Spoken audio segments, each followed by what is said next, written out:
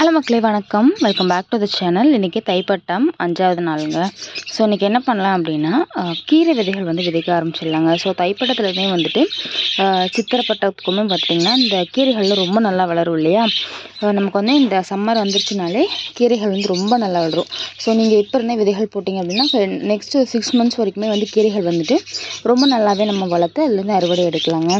So அதுக்கு வந்துட்டு இன்றைக்கி வந்து பாலக்கீரை ஸ்டார்ட் பண்ணுறேன். ஸோ மற்ற கீரைகளும் பார்த்திங்கன்னா ஒரு சிலருக்கு கொஞ்சம் பிடிக்கும், ஒரு சிலருக்கு பிடிக்காது. ஸோ பாலக்கீரை வந்துட்டு நிறைய பேருக்கு ரொம்ப பிடிச்ச ஒரு கீரை தான். அது மட்டும் இல்லாமல் நீங்கள் வந்துட்டு ஒரு வாட்டி விதைகள் வச்சுட்டிங்கன்னு வைங்களேன், பாலக்கீரை பொறுத்தளவில் நம்ம வந்து 6 மாதம் வரைக்குமே இதுலேருந்து அறுவடை எடுக்கலாங்க. ஸோ ஒன்ஸ் வந்து விதைகள் போட்டோம் அப்படின்னா நமக்கு கிட்டத்தட்ட கரெக்டாக ஒரு 6 மாதம் வரைக்கும் நம்ம மெயின்டைன் மட்டும் பண்ண போதும். ரெகுலராக வந்து ப்ரூன் பண்ண, அதாவது ரெகுலராக ஹார்வெஸ்ட் மட்டும் பண்ணிட்டீங்கன்னா போதும். நீங்கள் வந்துட்டு உங்களுக்கு தேவையான கீரைகள் வந்து எடுத்துக்கலாம்.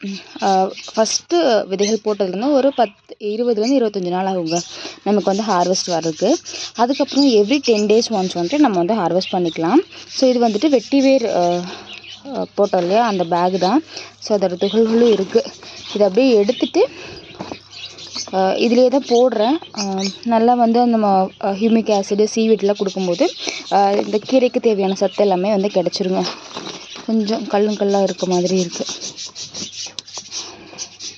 கீரைகளுக்கு வந்து பெருசாக மண்கலவை நம்ம போடணுன்னு அவசியம் இல்லைங்க. சாதாரண மண், கொஞ்சமாக உரம் இருந்தாலே போதும். காயர்லாம் போடணுன்ற அவசியம் கூட கிடையாது. ஏன் அப்படின்னா இதெல்லாம் வந்து நல்லா மண்ணில் நல்லா வளரக்கூடிய ஒரு ஐட்டம் தான். ஸோ இப்போ வந்து நீங்கள் விதைக்கும் போது என்ன பண்ணணும் அப்படின்னா, விதைகள் எடுத்துட்டிங்க இல்லையா, ஒரு சிலர் வந்து தண்ணியில் ஊற வச்சு விதைப்பாங்க. நான் வந்து அப்படியே டேரெக்டாகவே விதைச்சிருவேங்க.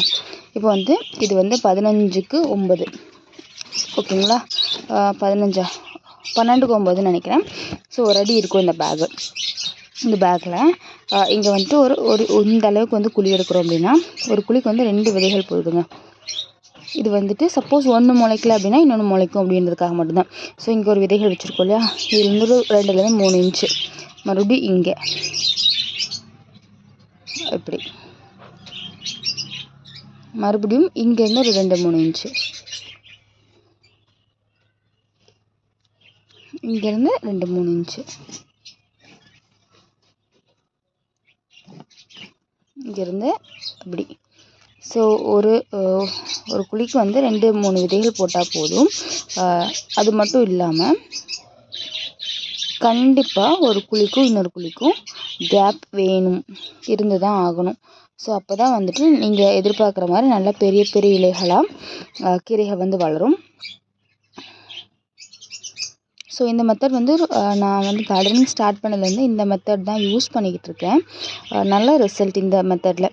ஸோ இப்போ நம்ம வந்து இப்படி தூவி விட்டோன்னு வைங்களேன், வரும், முளைச்சி வராமலாம் இல்லை, நல்லா வளரவும் செய்யும். நீங்கள் வந்து ஈல்டு பார்க்கும்போது உங்களுக்கு வந்து இலைகள்லாம் ரொம்ப சின்ன சின்னதாக இருக்கும். ஸோ அந்த பட்டையாக இருக்கணும் இல்லையா, இலைகள் பட்டையாக இல்லாமல் ரொம்ப சின்ன சின்னதாக இருக்கும். ஸோ அது வந்து நீங்கள் இந்த பேக்கெட் விதைகள் ஃபுல்லாக போட்டு வளர்த்தாலுமே உங்களுக்கு தேவையான அளவுக்கு ஈல்டு கிடைக்காது. இதுவே வந்துட்டு நீங்கள் வந்து அளவாக ஒரு 10 விதை 20 விதை வைக்கிறீங்க அப்படின்னாலுமே நல்ல இலைகள் எல்லாம் பெரிய பெரிய இலைகளாக வரும்போது உங்களுக்கு வந்து கொஞ்சமாக ஒரு பேக் 2 பேக்கில் வளர்த்தாலுமே உங்களுக்கு போதுமானதாக இருக்கும். அந்த அளவுக்கு வந்து நல்ல பெருசாக பட்டையாக வரும்போது நமக்கும் யூஸ்ஃபுல்லாக இருக்கும். பூச்சி தாக்குதல் ஏதாவது இருந்தால் கூட நம்ம ஈஸியாக கண்டுபிடிச்சிக்கலாம். அப்படி கும்பலாக இருக்கும்போது நம்மளால் வந்து பெருசாக பூச்சி தாக்குதல் கண்டுபிடிக்கவே முடியாது. இப்படி நம்ம நல்லா கேப் விட்டு கொஞ்சம் ஃப்ரீயாக இருக்கும்போது சீக்கிரமாகவே நல்லாவே கண்டுபிடிச்சி அதுக்கான ரெமடியுமே நம்ம கொடுக்க முடியுங்க.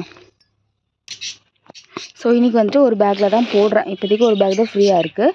ஸோ பேகுகள் நிறையா இருக்குது. அதில் வந்து இன்னும் கொஞ்சம் நாளைக்கு போல் வந்து பாட்டி மிக்ஸ் எல்லாம் ரெடி பண்ணிவிட்டு மறுபடியும் கொஞ்சம் கீரை விதைகள், அரைக்கீரை, அதுக்கப்புறமா தண்டுக்கீரை, இந்த மாதிரியான கீரை விதைகள் எல்லாமே தூவி விடணுங்க. ஸோ இந்த சீசன் வந்துட்டு கீரைகள் வந்து விதைக்க ஆரம்பிச்சிருங்க. நமக்கு ரொம்ப நல்ல ஈல்டு வந்து கிடைக்கும். ஸோ இந்த வீடியோ வந்துட்டு யூஸ்ஃபுல்லாக இருக்கும்னு நினைக்கிறேன். வீடியோ பிடிச்சிருக்கு அப்படின்னா லைக் பண்ணிக்கோங்க. தேங்க்யூ.